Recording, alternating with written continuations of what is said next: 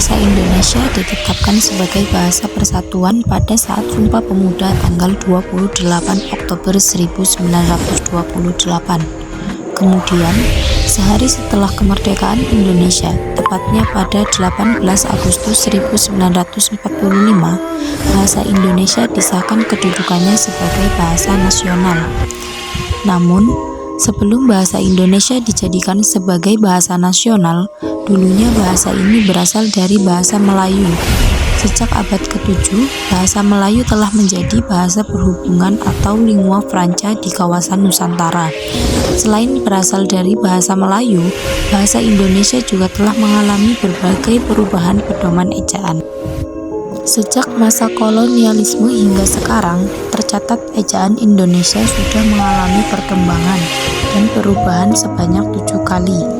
Yang pertama yaitu ejaan Van Ophuijsen, yang kedua ejaan Sowandi atau ejaan Republik, yang ketiga yaitu ejaan Pembaharuan atau ejaan Prijono Katopo, yang keempat yaitu ejaan Melindo, yang kelima yaitu ejaan baru, yang keenam yaitu ejaan yang disempurnaan, dan yang ketujuh yaitu ejaan bahasa Indonesia.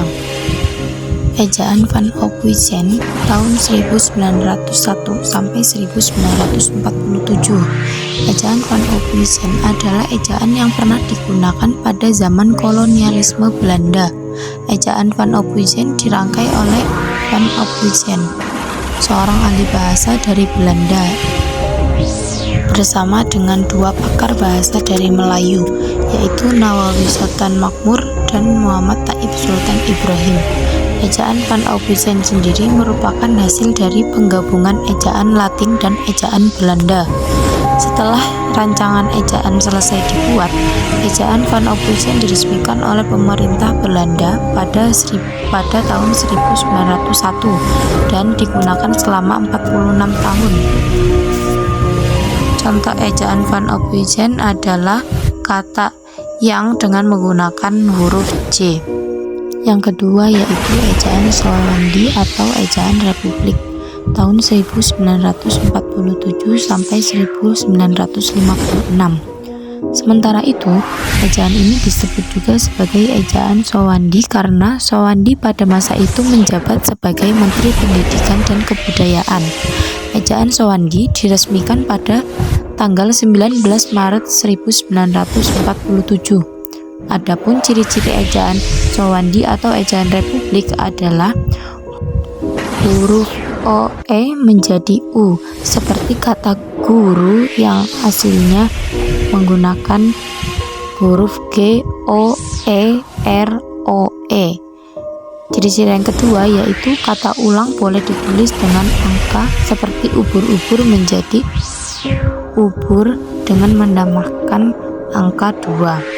Yang ketiga yaitu ejaan Pembaharuan atau ejaan Prijono Katopo pada tahun 1956 sampai 1961. Pada tahun 1957, Profesor Prijono dan Elvianus Katopo bersama panitia lainnya merancang sistem ejaan bahasa Indonesia baru disebut ejaan Pembaharuan. Terbentuknya ejaan Pembaharuan merupakan hasil keputusan dari Kongres Bahasa Indonesia kedua di Medan, Sumatera Utara. Akan tetapi, hasil kerja itu tidak pernah diumumkan secara resmi sehingga ejaan Pembaharuan belum pernah diberlakukan. Adapun contoh dari ejaan Pembaharuan adalah kata santai yang menggunakan huruf Y menjadi santai dengan menggunakan huruf I. Kata harimau dengan menggunakan huruf W menjadi harimau dengan menggunakan huruf U.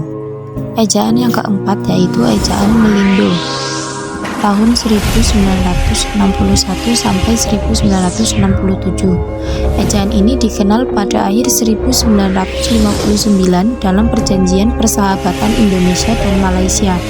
Pembaharuan ini dilakukan karena adanya beberapa kosakata yang menyulitkan penulisannya. Akan tetapi, rencana peresmian ejaan bersama tersebut gagal karena adanya konfrontasi Indonesia dengan Malaysia pada tahun 1962. Ejaan yang kelima yaitu ejaan baru atau Lembaga Bahasa dan Kesusastraan atau biasa disingkat LBK pada tahun 1967 sampai 1972. Pada tahun 1967, Lembaga Bahasa dan Kesusastraan yang sekarang bernama Badan Pengembangan dan Pembinaan Bahasa mengeluarkan ejaan baru. Pembaruan ejaan ini merupakan kelanjutan dari ejaan Melindo yang gagal diresmikan pada saat itu.